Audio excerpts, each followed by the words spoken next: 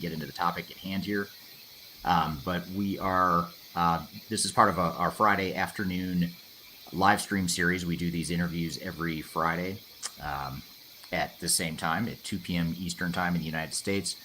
We broadcast live to all three platforms, and we actually reuse these interviews that we record live. We reuse them for our Transformation Ground Control podcast that comes out every Wednesday on YouTube and all the podcast platforms. So if you enjoy this content, this sort of discussion, the stuff we're going to talk about here today, be sure to check that out. Subscribe to the YouTube channel. You can find it on my YouTube channel, or you can also go to search Transformation Ground Control on any of the podcast platforms. So all that being said, this is our Friday live stream that leads us into that podcast. And today's topic, what we're going to cover today, before I introduce our guest, I thought it'd be kind of cool to mix up our angle a little bit here. A lot of times, Khalid and I were just talking before we went live here. And a lot of times we tend to get really academic and theoretical and, diving into digital transformation and technology and all that good stuff, all important stuff. But I thought it'd be kind of cool to tie it back to sports, which I'm always fascinated by some of the psychology of sports and team chemistry and winning versus losing, all that kind of stuff, tying that to what it takes to be effective, not just in a business or digital transformation, but really just to be effective in an organization in general. So what I thought I'd do today is I invited a guest who is part of the Third Stage team, and he is not only a very senior member of the Third Stage team, but he's also a former athlete at the college level, at the collegiate level, and also a youth coach in basketball as well. So I thought, what better person to have this conversation with? He's certainly a lot more credible than I am when it comes to sports, because I'm terrible at sports, and I did not play collegiately or any time after that, at least not in any significant manner. So all that being said, I wanted to introduce Khalid Morris from the Third Stage team. Khalid, thanks for being here today. Oh, thanks for having me.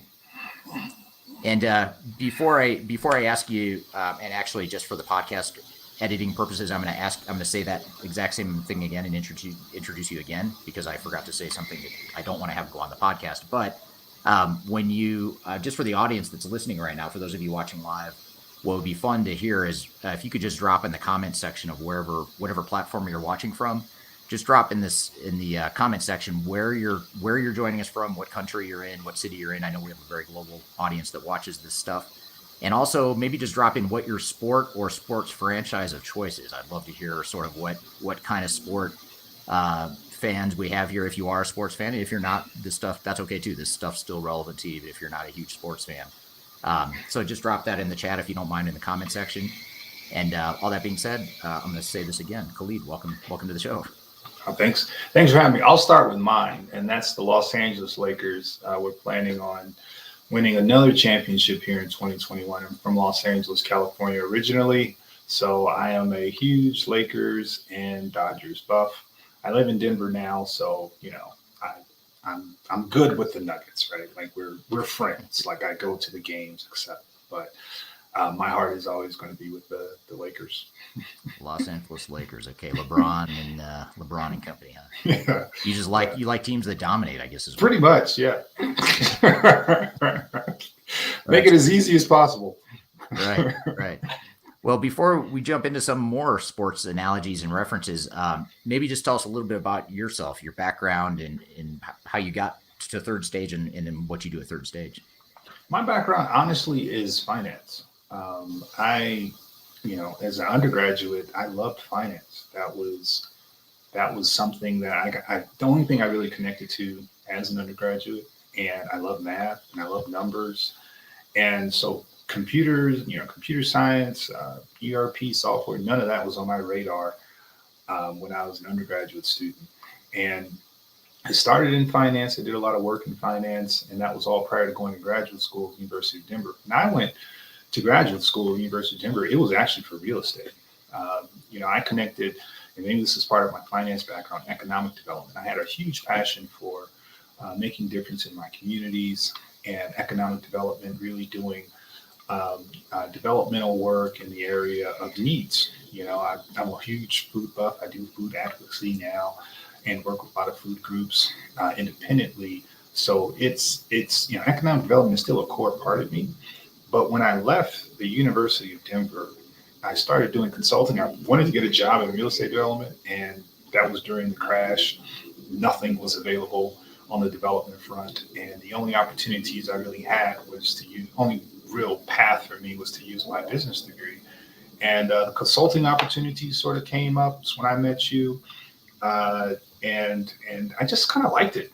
It was another slice, and it was in an area where I didn't know a ton, right? Like IT, I knew a lot about finance and real estate, and all these other pieces, but the technical world was something that I really didn't learn a lot about. So the opportunity to grow there, that was back in '07, and I've sort of been doing consulting work since then as a career kind of component, and so I've been able to build out a lot of technical skills on the implementation side with a lot of different big four groups, a lot of different implementation delivery groups, Accenture, Deloitte, also with Tidemark on the software side too. So I've had a lot of experience on the technology side, and it's kind of created an interesting blend of skills, if you will, for me in comparison to a lot of colleagues that I've had over the years. Yeah, yeah. Well, good to have you on the Third Stage team. You mentioned it in passing, but we actually worked together at my previous venture about 10 years ago or 12 years ago, whenever that was. Don't date us too much. Don't date us. Right. We both have a little bit more gray. It happened a long time ago. Right. We were not as gray back then, but then you went off and got into more, deeper implementation type consulting, and then now you're back working with the team here at Third Stage. As Happy to be back. Yeah, good to have you. And one thing that's always intrigued me about your background is that you played basketball collegiately at Tulane, right?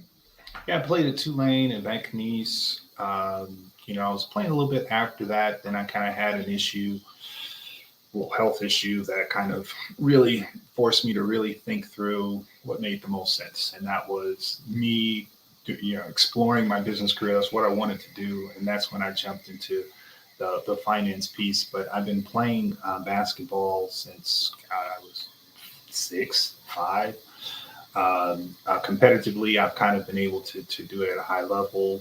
I've kind of been able to see some higher end, compete against some pretty good guys, and now I'm kind of able to, my kids kind of pulled me into kind of doing some youth coaching and that sort of thing. So it still keeps me a little connected to basketball. I play still, so I'll occasionally kind of go to Lifetime or something and kind of still play. So I still consider myself an athlete, but the injuries mount as you get older. So, time is sort of undefeated. So you kind of just let that be what it is.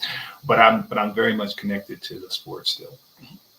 Yeah, that I know you downplay this, and this makes you uncomfortable. But the team you coach now, that I've seen your team play, because our kids are the same age, and they were in the same tournament not too long ago, and your team absolutely destroyed every team that you played. It was. I'm one of the assistant coaches. College Bound Elite is the name of the team. So I support both of my son's teams. They're going into the 7th grade and into the 6th grade, and both teams are pretty good. I believe we're the best team in the state for both age brackets and even the age bracket above. But they're a really good team, and they have a lot of good kids on it. That kind of helps a lot. And but a part of that is we put a lot of energy into helping develop the kids and keeping them kind of moving to the next level. So I don't know if any of the coaches are watching. I highly doubt it. But Ronnie, hey. Nick, hey. John, hey. Q, hey. Terrence, hey. They're not interested in digital transformation. I think they're all along the line of their own individual digital transformation journey. So they may. You never know. They might be on that. Right. Well, they can always watch it on demand after the fact. Right. If they do happen to miss this. Right. Well, good. So I guess just to start and maybe set the context for the conversation here today, we talked about how you're a former college athlete, which is a big deal. Most people that play in high school or in elementary school leading up to college, they don't compete at that level. So that's a whole nother level that a lot of people don't compete at, or most athletes don't ever compete at. And now you're a youth basketball coach of a very good team here in the United States. But how would you say that, based on all this work you've done as a coach and as an athlete, and then now as a consultant consulting to organizations and seeing all the politics and stuff that goes on there. How do the general concepts of coaching apply, or could they apply to digital transformations or business transformation journeys that organizations are going through? For me, it starts with development. And this is actually what I initially connected with real estate. One of the reasons why I moved here was for real estate. And the very idea of real estate is great to me. Real estate development is the idea that you got this blanket lot, there's nothing there, and you build and you make something special. That's the arc of development. It's there in real estate, it's there in software, and it's a core part of digital transformation journey. But at the heart of all of it is development, and the fact that you grow into your future. Not necessarily, it's not there to begin with, right? It's almost like it's not an entitlement, right? You're not born with it. Like the lot is vacant. It's not there already. You have to put hard work and planning um, and all of that sort of amounts into what is ultimately there. And that's what digital transformation is. I know we're not there right now. We have to get there. It's going to take some work to get there, and you put in that little bit, and you consistently put in that little bit to change and to transform. And it's not a singular thing. I think some organizations they do need to lean on certain others. Like leaning on us is okay for that guidance, because it turns into, and this is just part of the dynamics of teamwork. It turns into just that. Like we're in this together. Like the final piece we can all celebrate in and say that we did it together. So a core part of all of that for me, and I love it even with youth coaching, is just watching kids just struggle with something and just say, no, I know you don't know how to do this right now, but you will if you keep at it, and just showing them the right way to kind of go about it, and watching their game change, their confidence grows, and ultimately they become more productive players just by doing those little things that they need to do in order to be successful, or learning how to, I guess, repping those little things. Yeah, you're triggering some additional questions I'm jotting. No, you're good. So that's really interesting, and I agree, and I guess sort of an overarching question that I have, as we were talking about this particular discussion, sort of a thing I'm always fascinated by is when you look at something like sports. Mm-hmm. It's so cut and dry. Either you win or you lose. You've got a scoreboard. You've got stats you're tracking. How individuals are performing and contributing to the team's success or not. Mm-hmm. And so it's very tangible. It's very cut and dry.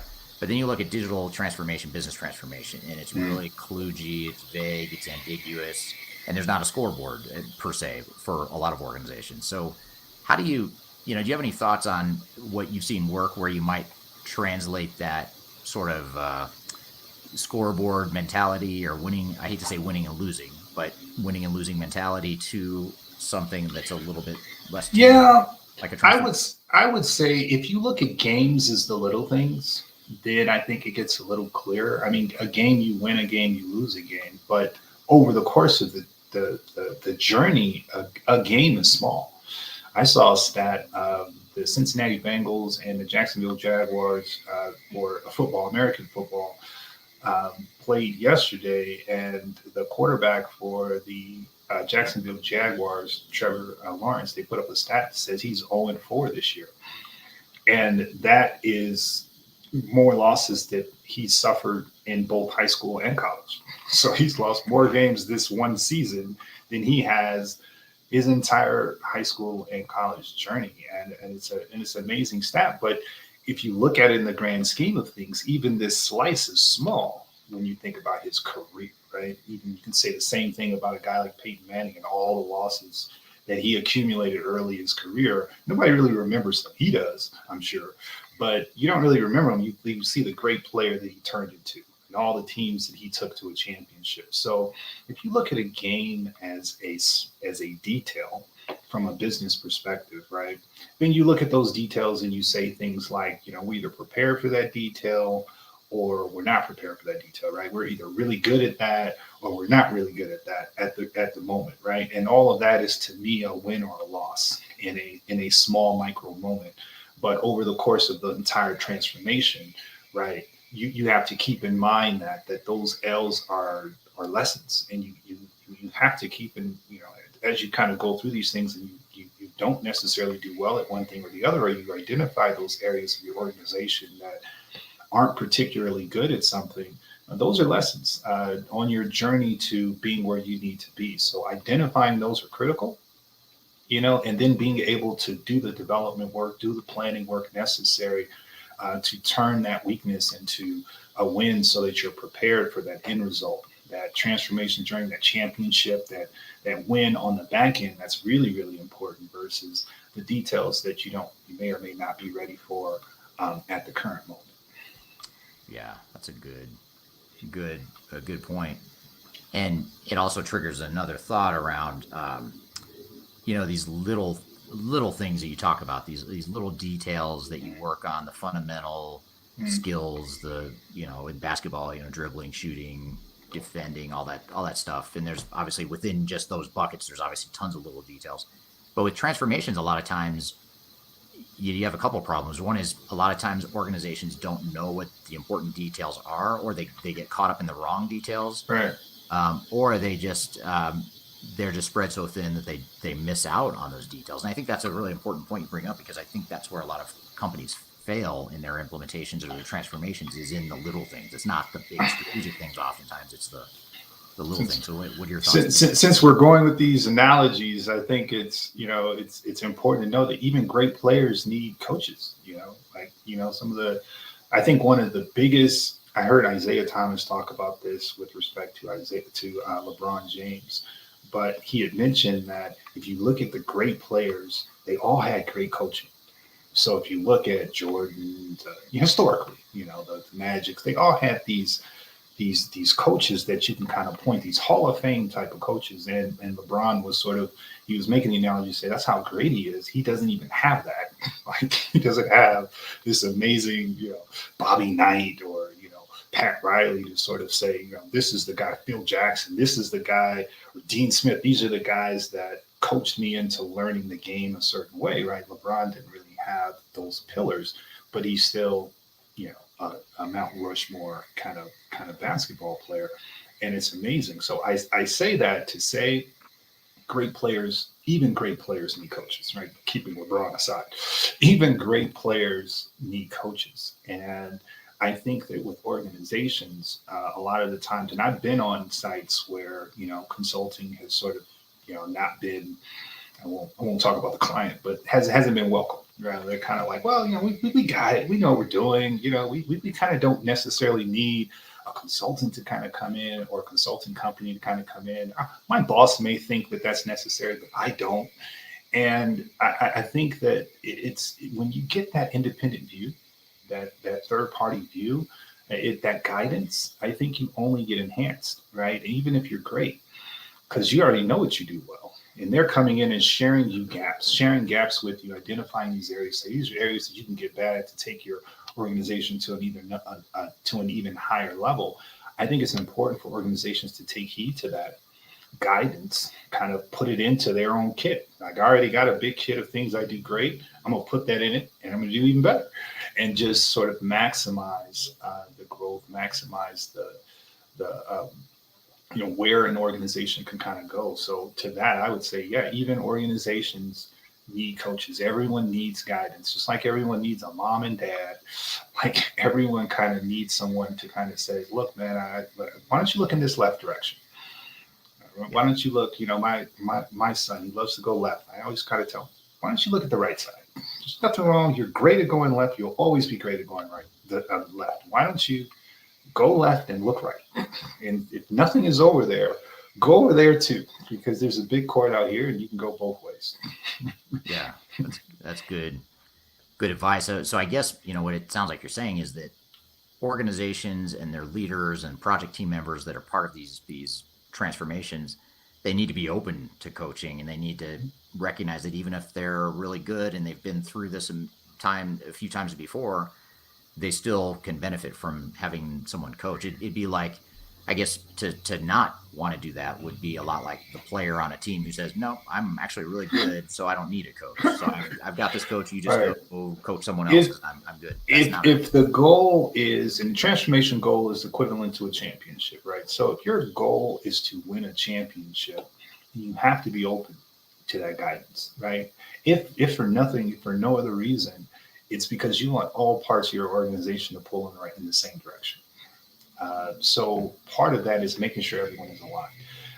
That is, there's a certain level of sacrifice that's required with that. So even if you're a great basketball player, you might be able to do everything on the basketball court. You may know I do everything on the basketball court, but this person is going to have to do this part.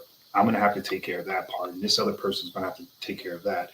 And we're going to have to talk to each other to make sure that everyone knows what everyone is doing, so that we're all pulling in the right direction. That is a that is sort of a path, like a framework, a template for how do you win a championship. Well, everyone understands your role and you sort of play together.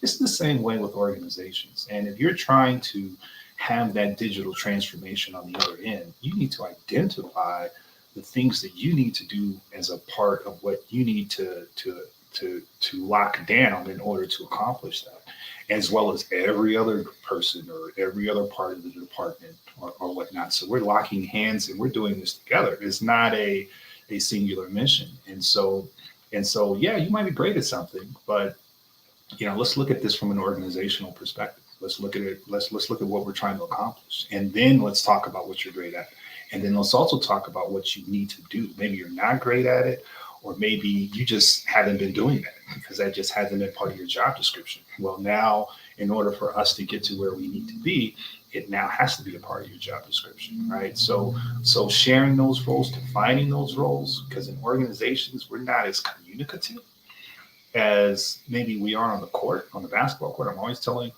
younger players, you got to talk. If you listen to pros are vocal. If you are sitting courtside at a basketball game, and an NBA game, or a professional game, you're just going to hear talking, talking, talking. And most of it, you may think, oh, they're talking trash. Most of it is not. Most of it is, I'm talking to my teammate. I'm letting him know I'm on his left side. I'm letting him know I'm in help. Letting him know that, don't worry about force the guy my way, or, I'm going to push him your way, or you get the rebound, I'm on the wing, just throw it. You constantly have to talk to your teammates so that they know where you are. And that's what keeps teams in sync. And that's what lets everybody know things. You even talking to your coaches, saying, this is what I'm seeing. Your coach is saying, this is what I'm seeing. I mean, it's a consistent talkative effort. And in business, oddly enough, there's not a lot of talking all the time.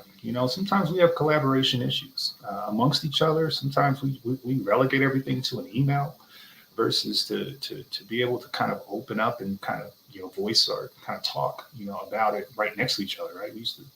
There's a couple studies I saw about, organizations that are sitting in queues and they're emailing each other right next. It's like, how come you can't just tell them, just lean over and just say, hey, blah, blah, blah.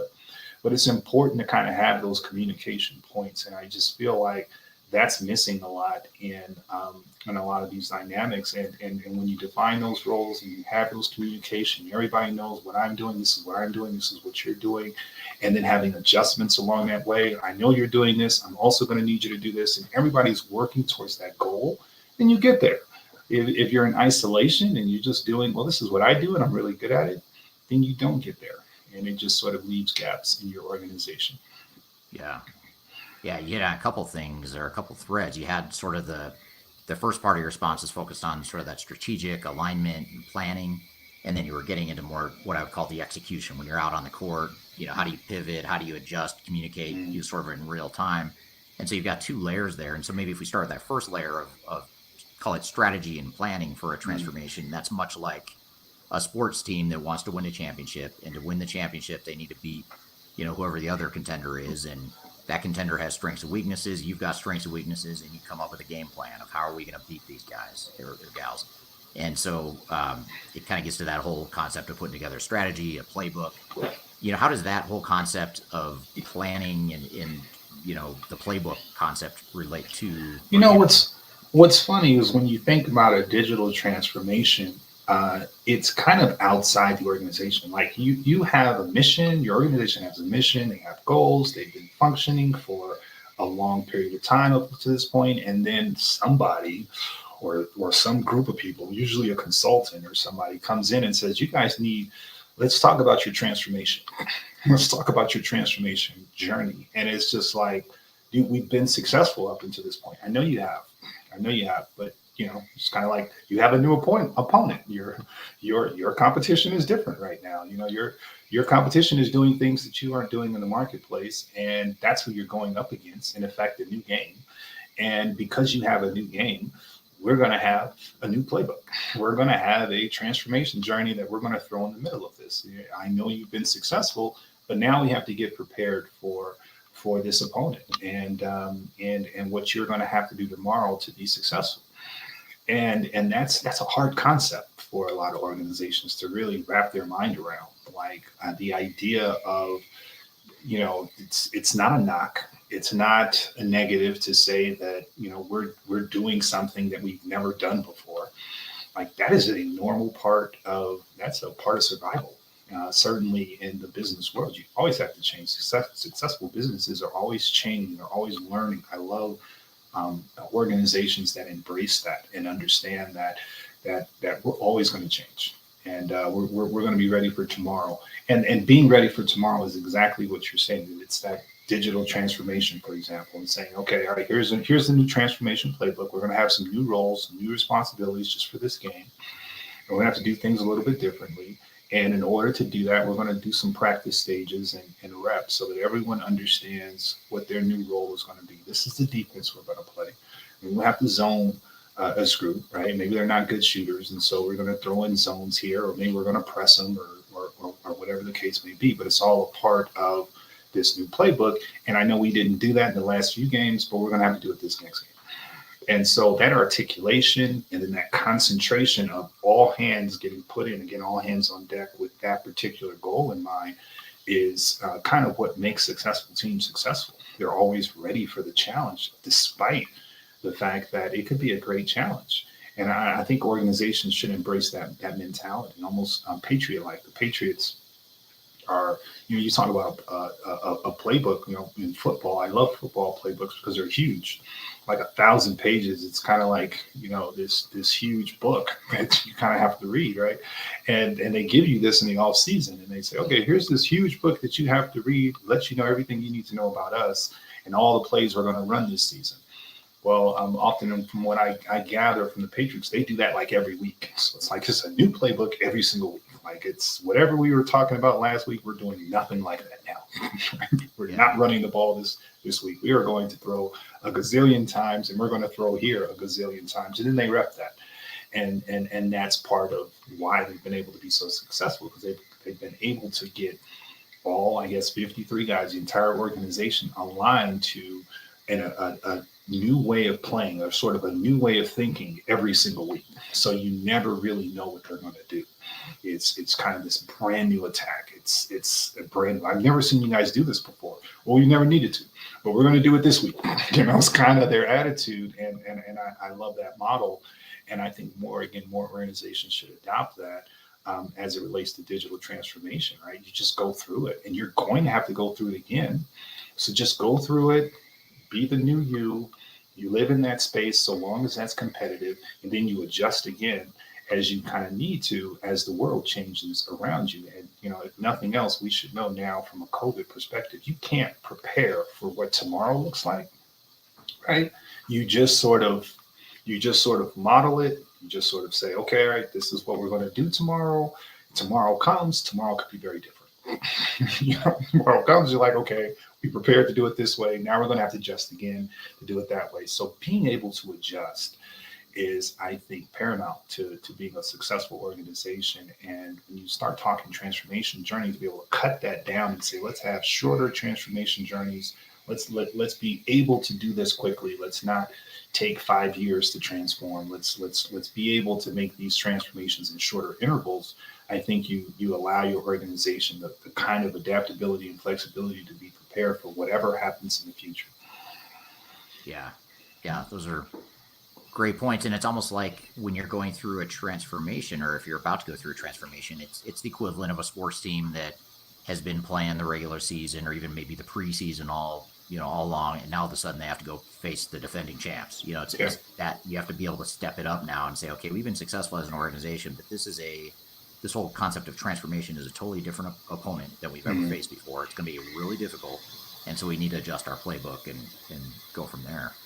And a huge part of that is openness and even a certain amount of humility and understanding that, you may not know how to do it, right? You may, and we come across this a lot from an organizational perspective with respect to skill sets. So your skill set may be more aligned one way than the other. Like, what does that mean, right? In sports, sometimes that means you may not play this week, right? Like, you may not be a key contributor. You may be a key contributor the week after, right? Because we need you, right? But it's every player can kind of adjust. We need more shooting today, or we may need more defense, or may need more speed today, or whatever the case may be. So you kind of have to make those adjustments, right? But in organizational settings, that might be more of a skill reference. Like, certain skills you may have to go learn, right? You may have to bring in more support for other parts of that. And it's okay. I think that's part of being flexible and being able to be dynamic.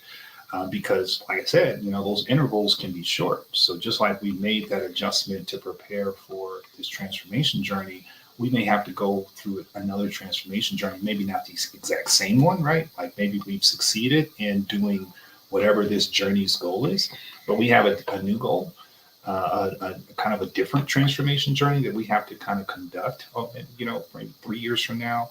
And then your skills come into play in a different way. So you have to be flexible and open to making adjustments in what you do at work and learning new things. It's actually one of the things I loved about technology, and why I started to become a more technical resource, why I started to learn some of those things, is I just would say yes. They would come to me and say, look, man, I need you to do something. I know you've never done this before, but nobody's around to do it. Would you be willing to, learn this new code? Or, would you be willing to take a shot at designing out what our architecture should look like for data? And I was always this kind of person who would just say, sure, sure, I'll do it. Yeah, let me see what I come up with, and I would just do it, and that would sort of build out skill. And I think, from an organization perspective, the employees should not be nervous about building skill. It only makes you more dynamic. So if you know one system and someone is coming in saying, okay, here's a new system,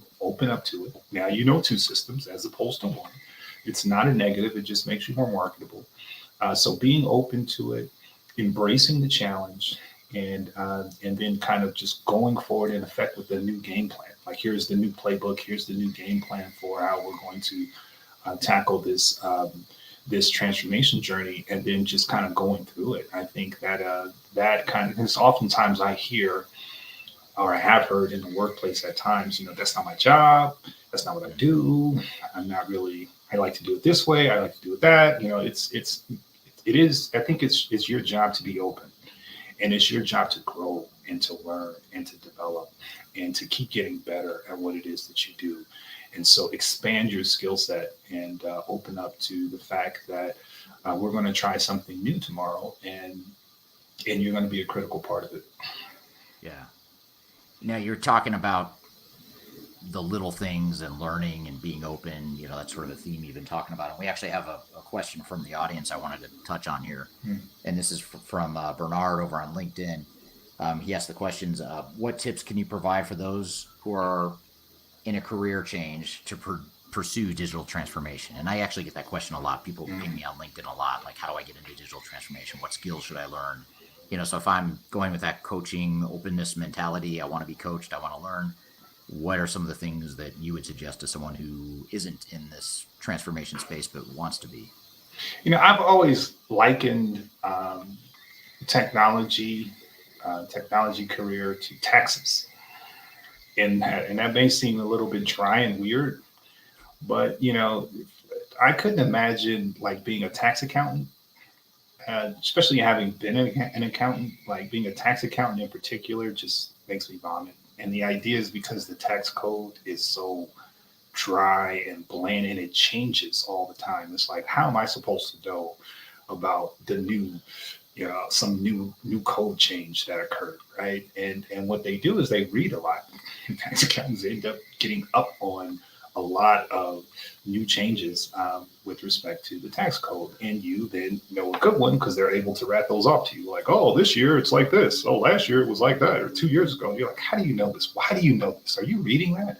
Don't you have something better to read? Whatever. This is what they do, right? And I think technology is very similar in that the technical landscape changes all the time, and you have to be willing to learn the new changes. So the quicker you can get in, actually, if you just sort of bypass I don't want to give you, bad advice here, but if you think about the top, the most current, those are the things that nobody knows, right? So the things at the bottom, those are things that everybody has been able to have kind of years of experience on and that sort of thing. But you take some of the stuff at the very, very top, nobody knows that yet, So there's so many levels to get into technology.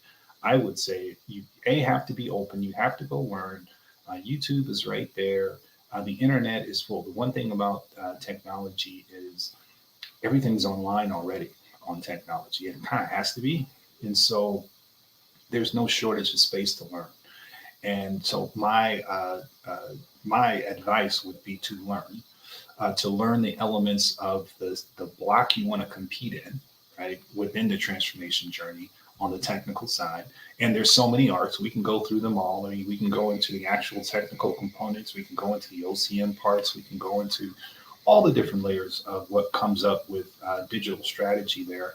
But to identify the area that you really want to work in, and then start to learn the particulars of that space, I think is the starting block there. And obviously the internet, without understanding exactly where he's kind of putting his finger on in that space, is kind of hard to articulate some technical specifics. But I would highly, highly encourage to just jump in knee deep, with or without school, to just jump in knee deep into those spaces to really start to blow out what you know about this space and start to become an expert at what it is you're passionate about. Right. Yeah, that's sound advice. I'd agree with that. You kind of have to define back to the sports analogy, what position do you want to play? Right. A team, and then hone in on that. Right. Right. What about so in line with this whole learning training theme, you talked earlier about the little things and how you have to perfect the little things, and you might make mistakes, and you probably will make mistakes along the way, and that's part of the learning process and journey. But when you think about this whole concept of practicing, one of the fundamental components of any successful sports team, even the unsuccessful ones do this pretty well. Oftentimes is they practice. They have regular practices. They run through the plays. They do their walkthroughs. They watch film. They sort of, I would say, obsess about what they did right, what they're doing well, what they could do better, and how to improve. And that practice and the focus on the little things is important. But I don't know that organizations typically think that way, especially project teams that are about to go through this massive sort of transformation. What would you recommend to a project team or an executive team that's about to lead a company through a transformation? How can they get that practice? How can they learn, if they haven't been through it before, other than... Well, I think for starters, certainly in sports, I don't think people realize how organized practice is. Practice is extremely organized, especially at higher levels. As you kind of move up the chain, they have practice plans. They'll note out kind of, we're doing this for 10 minutes, we're going to do this for 15, we're going to do this for 30. I mean, these practice plans are pretty blown out across sports, and it's every day because especially for maybe not youth, sports, but they may practice once or twice a week. But as you move up for more competitive, they're practicing every single day, and they have full-blown practice plans every single day. So they're assessing their environment consistently. They'll videotape. In college, we used to videotape our practices. Then the coaches would then go watch the videotape after they've watched the practice, right? And then go develop the next practice plan. So they're spending hours preparing for just one game, right, or a season, or whatever their arc is. And so I would say that for organizations, I think that the idea of practicing really starts with being ready, and that's really doing assessments, really doing kind of readiness, kind of assessments to identify the places in your organizations where they even need practice, right? Because a lot of the times you don't know, and particularly for something as ambiguous as business, right? Where you have these kind of organizations and all these different departments, and you got all these people. It's kind of hard unless you kind of have these amazing analytics tools. It's kind of hard to put your finger on person one and say this person right here is a valued, this person is contributing this much to the overall product design or the overall service that's being output. It's kind of hard to kind of barrel things down into that kind of detail. So it's important that you understand the gaps in your organization first. I think that's a part of practice. And then once you understand those particular gaps, I think then you go through the method of what a kind of a practice plan would look like, or what it would look like to better prepare this part of my organization for A, B, C, D, or E. And I think that really gets into these training simulations. Technology is great about training, creating sandbox environments. All the development that you do in the implementation kind of delivery space prior to kind of going live is in these sandboxes. And a lot of the times organizations are reluctant. A lot of folks sometimes are reluctant to kind of just doodle or work in these sandbox environments, right? And I think it's important to work in these environments in scripted ways, whether or not we're kind of outlining particular routines, use cases that we're trying to model in this sandbox. And a lot of times you're modeling those to kind of figure out gaps again, problems, areas that it doesn't really work for. A lot of times you're trying to model it for areas where there needs to be some improvement and some efficiency. Like we'd like this software to be able to do A, B, C, D, or whatever it is. But being able to kind of work in that sandbox environment is very practice-like. I think it's a core part of transformation, and it also gets to the heart of employees buying into the transformation journey rather than kind of being on the side and kind of looking at it, or watching a consultant, or sort of watching someone else do parts of it and saying, oh, this will be great, oh, that looks great, but not having their own kind of buy-in, right? Not having their own involvement with the actual practice. But it takes that, right? Like you have to get involved and have your own reps. Because that's what practice is. It's individual reps. Like I don't want to wait until I have to perform a particular use case to learn a particular, how does this work in this new transformation, in this new process, this new business process, right? Like I should have gone through that several times over, multiple times over. In basketball, you like to practice something, hundreds of times before you actually do it, and usually in youth sports, I'm trying to tell kids, they like to come down and shoot threes. I'm like, even if they're shooting threes, like, are you shooting them from the areas that you actually practice them, right? Because if you're doing that from areas that you're practicing, that makes more sense to me. But you're just coming down and shooting. Like, when was the last time you shot from there? Have you shot 200 or 300 jump shots from that place like this week? If you haven't, then you're probably going to miss. You're not going to be as comfortable as you think you're going to be from this particular space, right? But if you shoot 200 jump shots, right? You're shooting maybe 50 or 100 from this one place on the floor, and you get into a game-like scenario and you get in that place. Well, naturally, yeah, you should shoot it. Right? That's what you do. You already know your numbers. You're either 40% from there, or 30 or whatever, but you're highly comfortable. So it's important that you're doing things that you've already repped. And I think that very much applies to transformation journeys, and how in organizations it's important for the organization to model out the use cases in their new journey, and to have several reps with that prior to going live. Yeah, and so much of what you're describing is not just the practice and learning, but it's also the self-awareness. When you talk about reviewing film and practicing and asking those questions like, have you shot a three-pointer from that spot 100 Right. times this week? You know, it's easy to get into the sort of a false confidence. Like, yeah, I could like in the case of a transformation, I'm a good project manager. I can Right. sure I can lead a digital transformation. Okay, well, have you ever led one before? No. Okay, well then that's not to say you should doubt yourself and have no confidence and just lead Right. a team, but you just Right. want to be aware that okay, I'm a good project manager, but I've never project managed a digital transformation. So what do I need to be Right. successful? Or the idea, you can take something like e-commerce and saying that, yeah, well, yeah, we have e-commerce too.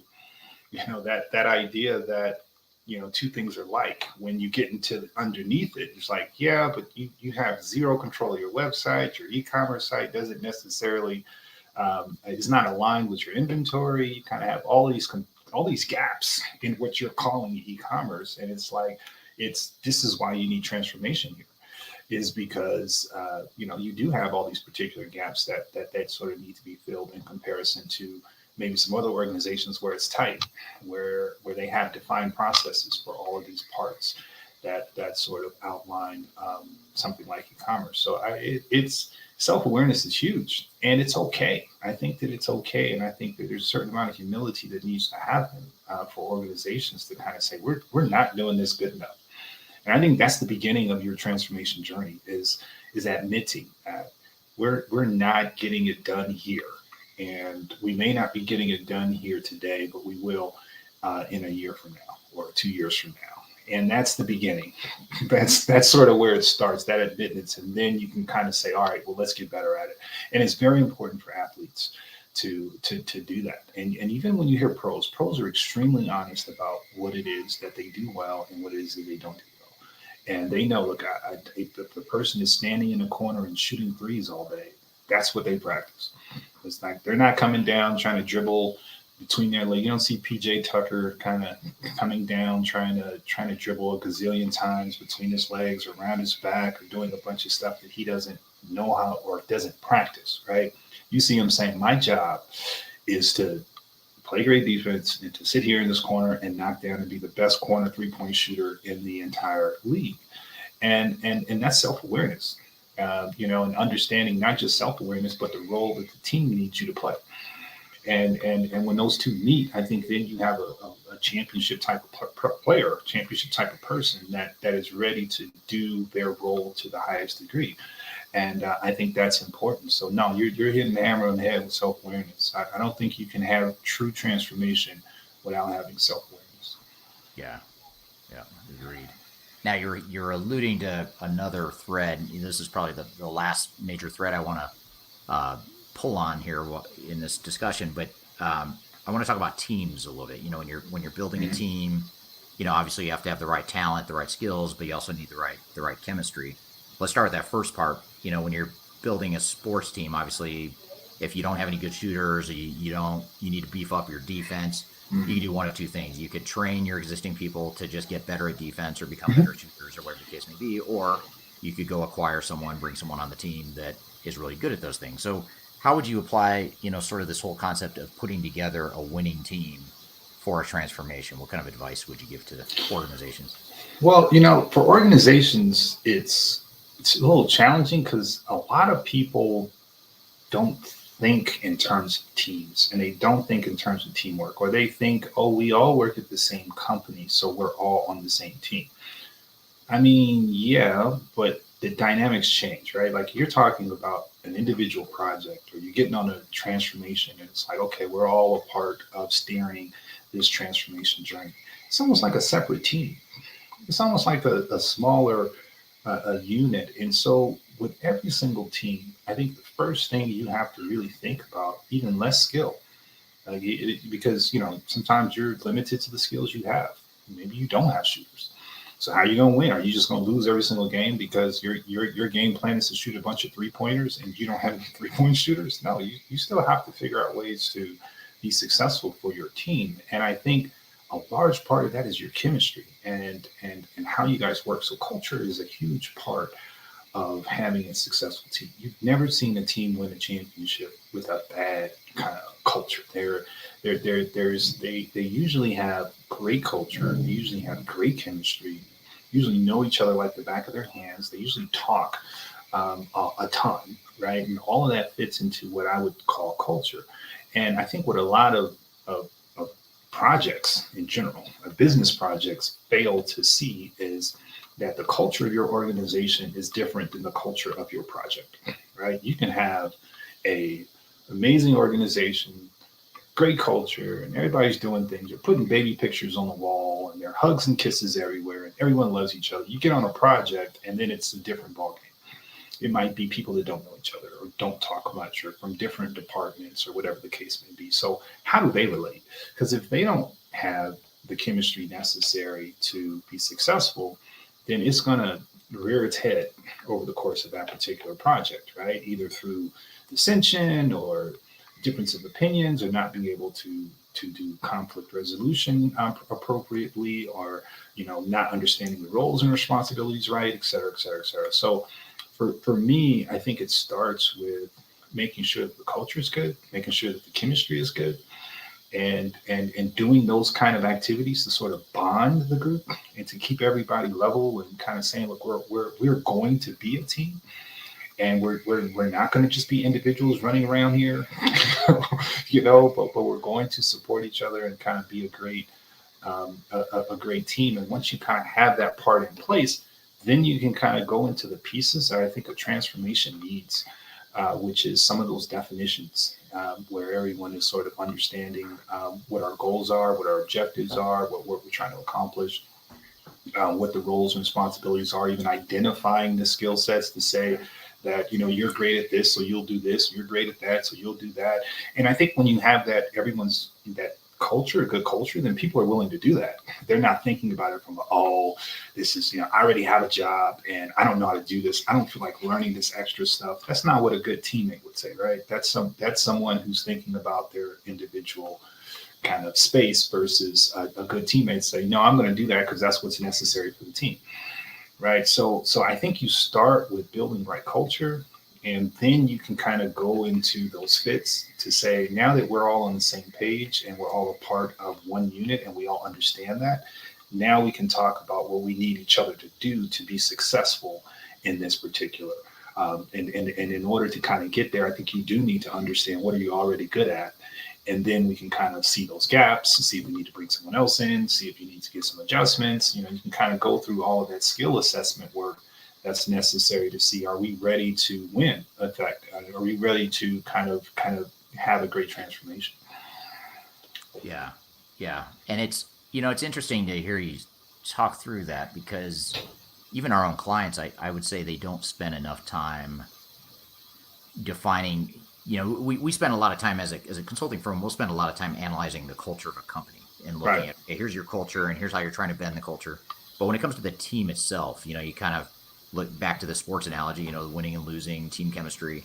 It's almost like you've got a team here, and this may sound counterintuitive, it may not be a perfect analogy, but you've got a transformation team where you've got to have good chemistry, high performer, because you're out to play an opponent, and the opponent, by the way, oftentimes is the rest of your organization. Right. It might be resisting right. change. It might be, and that sounds like exactly the kind of culture you don't want to create. Right. But in essence, that is kind of what you're doing. You're creating a strong team that can not go defeat the rest of the organization, but resistance and bend the culture the way they need to and all that good stuff. So, I'm just wondering, have you seen, are there any tactics that you've seen or that you could think of that might apply just to a transformation team themselves to make sure that you've got strong chemistry? It's kind of like developing software. So if you think about product life cycle, and the design work is required up front. If you don't do enough design work up front, right, then everything goes to the toilet,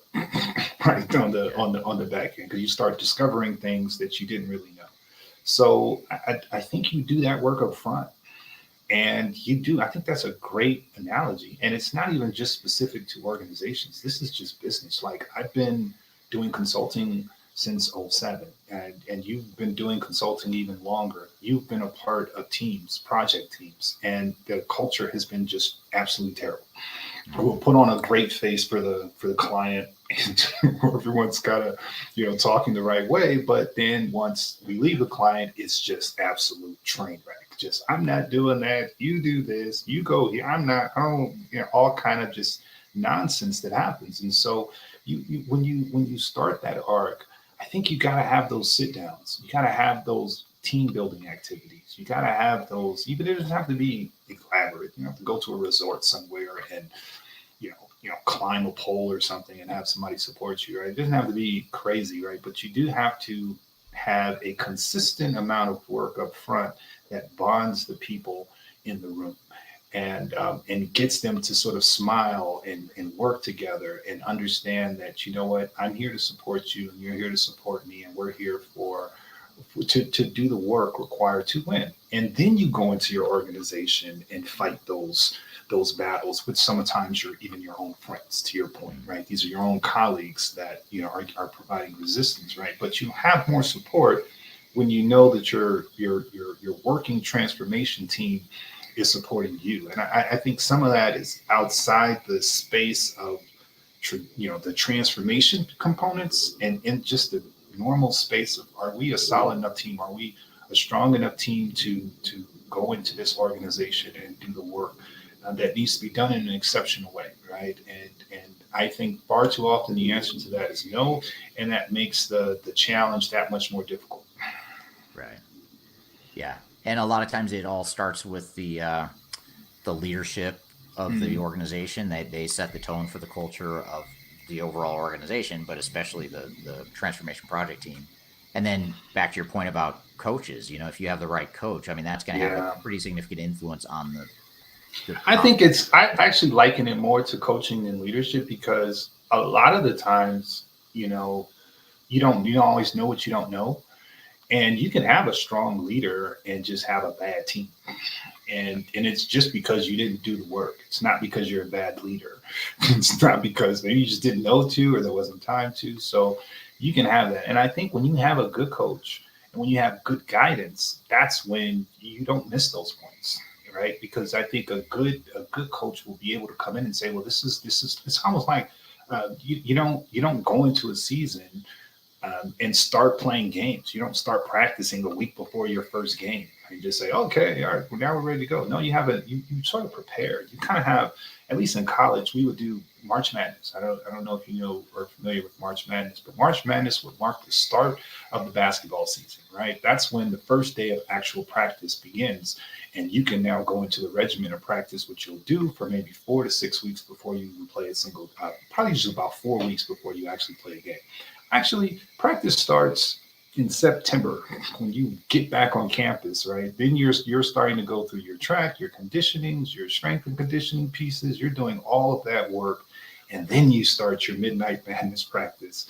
Then you're kind of going into the routine of practicing continually and that sort of thing, right? But that prep work was done, so it's not like you're coming into the first practice out of shape, or you're this or you're that. No, you've already ran sprints. I don't have to worry about you. I know that you can handle the demands that I'm going to lay on you from this in terms of practice. And so that prep is required. And I think when you have a good coach, you have that plan and say, no, in order to get these guys ready, right? We're going to do this prep stuff early.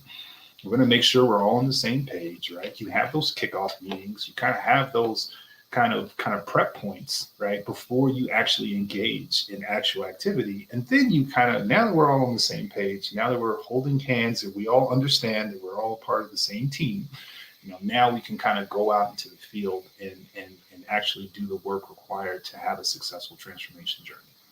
Yeah, that's well put. And that's probably a good place to leave it. That's a good closing point. Really appreciate you being on the show here today and bridging this gap that I've always wanted to make a connection with, and you helped do that. You're talking my language, man. You're talking sports, basketball. Yes, I'm always here for that. Yeah, well, we'll have to have a follow-up conversation, because there is a lot of questions I didn't get to here, and there's actually more questions we didn't get to from online, but we'll have to have you back on the show to talk more about this stuff. So I really appreciate you being here today.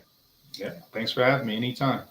All right, and thanks to everyone for joining. As a reminder, we do this every Friday at 2 p.m. U.S. Eastern Time. We do these Friday live streams, different guests, variety of guests, as you can see. Based on the topic here today, we're always trying to push the boundaries and look at things from different angles and analyze all things related to digital transformation and business transformation. So thank everyone for joining today. Thanks for your questions. My apologies to all the questions I didn't get to today. And it will hope we will see you in a future session. And a reminder, this interview will become part of the Transformation Ground Control podcast that gets released every Wednesday on YouTube, as well as Spotify and Amazon, Google, all the usual podcast platforms. So have a great weekend, and I look forward to seeing you.